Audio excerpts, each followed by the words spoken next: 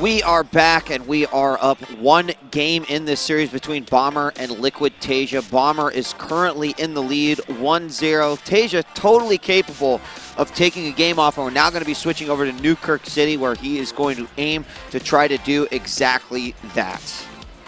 Taeja's got to have to probably rethink his defense in the early game there.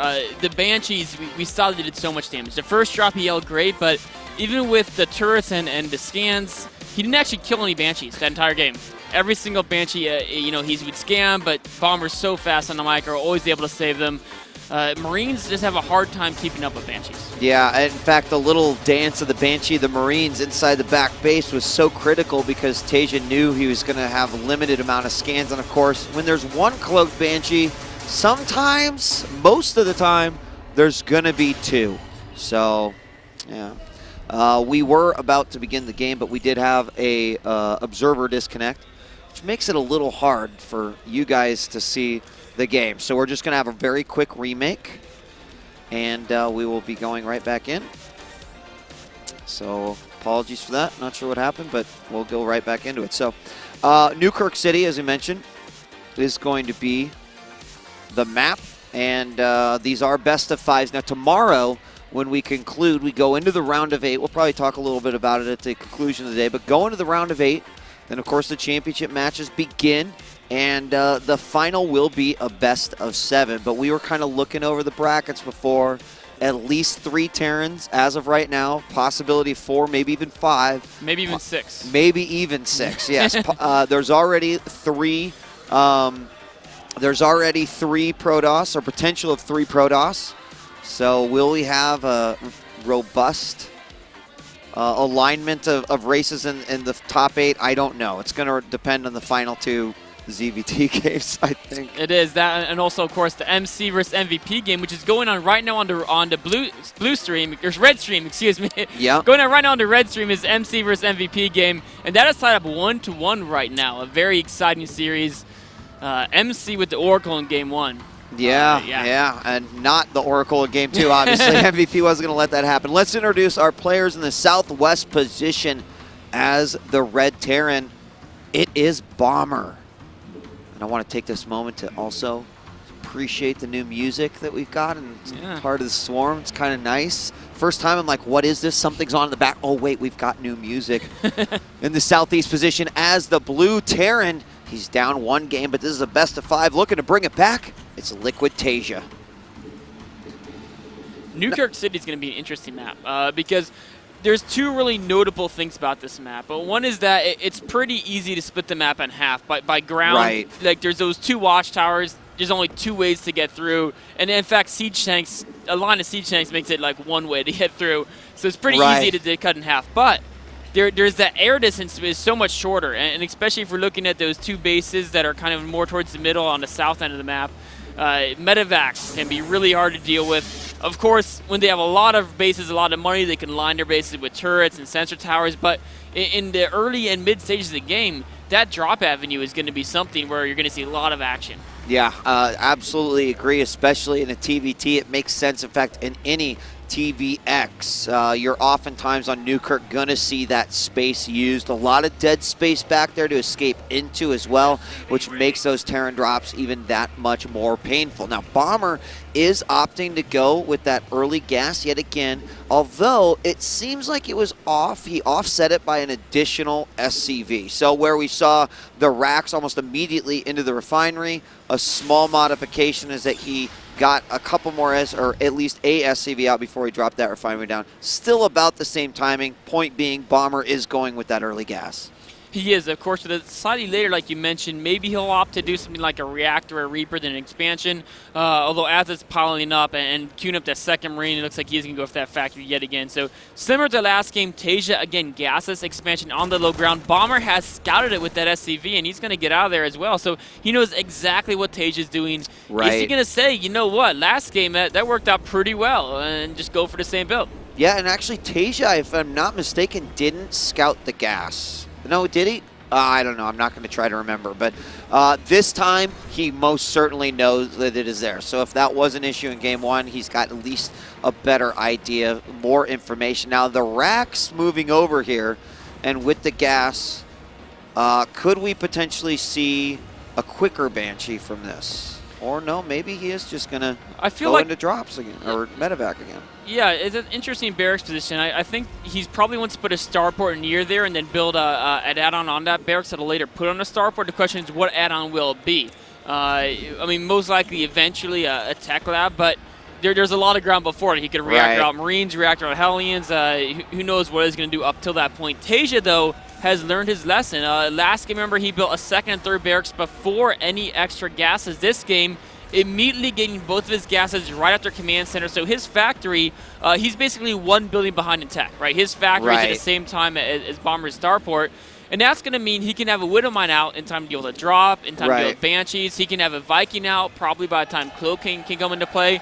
So he'll have all these tech options, which are going to make defending that kind of tech harass aggression from Bomber much easier. Now, we are going to have a medevac come out here. Now, is it possible, axslav, that he had every intention to go with an earlier Banshee, but the moment that he saw the expansion down, he decided, you know, that might be a bit too much. I should put my CC down now, and then kind of delay into that. He is throwing the tech lab down. He is getting the medevac. There will be a couple, that'll actually be a Hellion along with this and 2 Widowmines. But, you know, I looked at his vision. I noticed the only thing he had seen, Bomber had seen, was that one CC. So.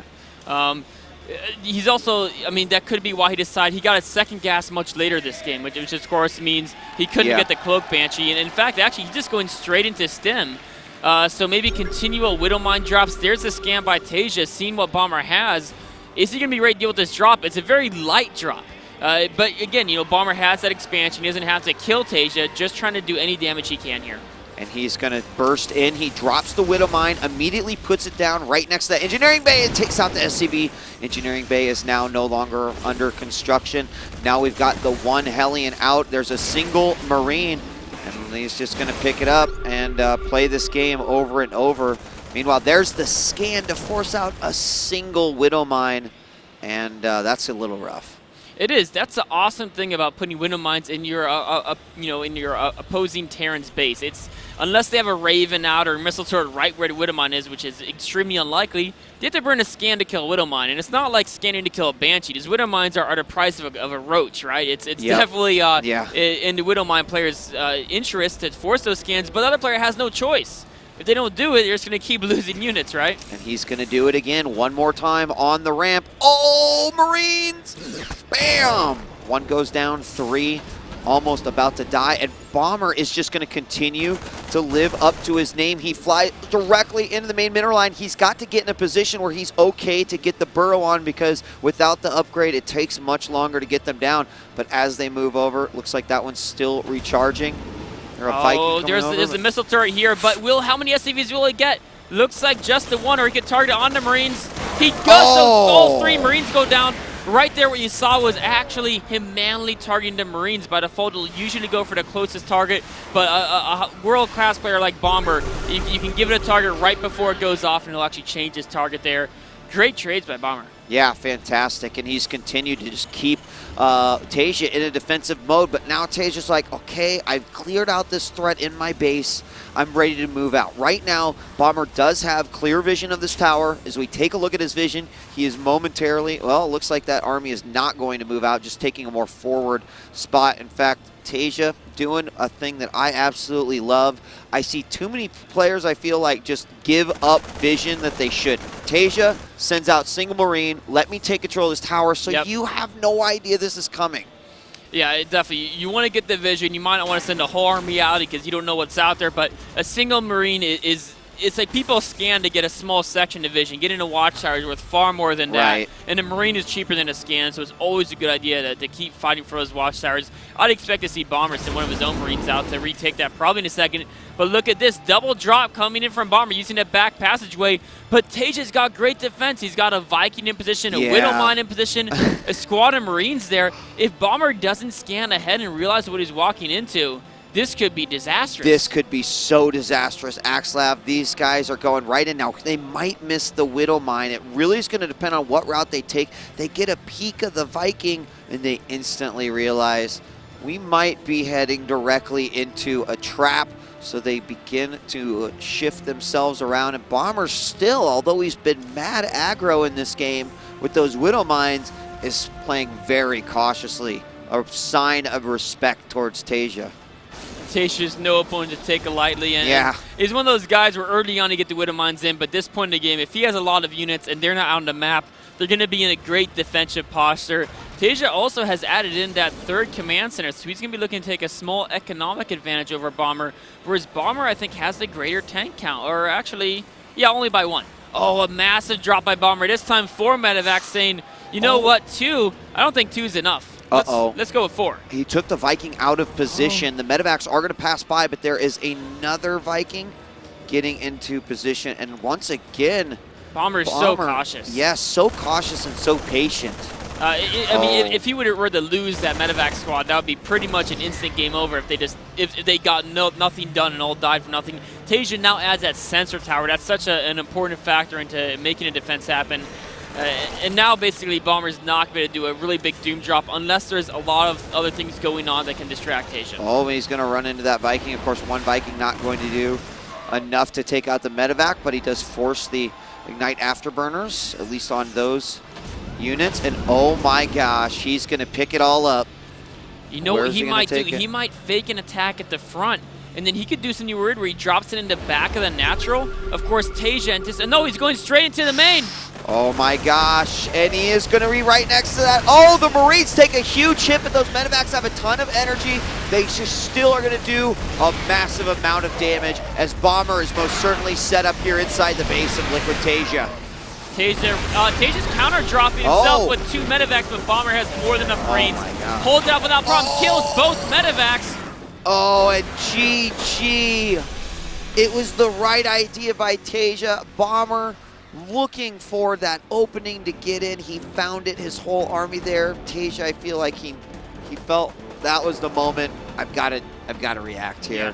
But man, Bomber was so ready for that. And I thought that the defense that we were seeing out of Taeja was, like you said, you know, he looked ready for it, but Bomber showing just such discipline and knowing when I need to go in and when I need to pull back. What do you think?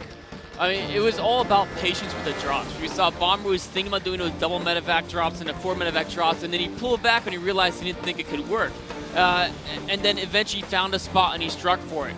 And I think Taeja kind of felt like he was under pressure. He sent his 2 medevacs in, and those are ones that he should have pulled those medevacs out, and maybe he could have dropped on top of the tank till it hits from the front, maybe clean it up. But once he lost those 2 medevacs, that was just pretty much a nail in the hammer, or nail in the coffin right there. Despite the fact that those Marines were just, you know, all spread in red there was not much that he was able to do to even stop what was happening inside his main. So the next map is going to be Cloud Kingdom. And Axel, I don't know if you're in the same boat as I am, but if we saw a 3-0 from Bomber, I admit it would be surprising. I would definitely think so. Taeja's looked incredibly strong so far. I mean, even in the WSS and then in his round of 32 match, he's just been his splits in WSS match against I believe it was Violet looked absolutely phenomenal. Amazing, yeah. with the Marine Micro. That's something he's known for. TVT though, Bomber looks to just have better knowing where the weakness is. Like he finds. Taeja's in full defense mode, and Bomber finds a hole. Yeah, well, will he find another one in Game 3? We're going to find out, but first, a commercial break, guys. Continue to stay with us. We've got more action from Bomber and Taeja coming up next.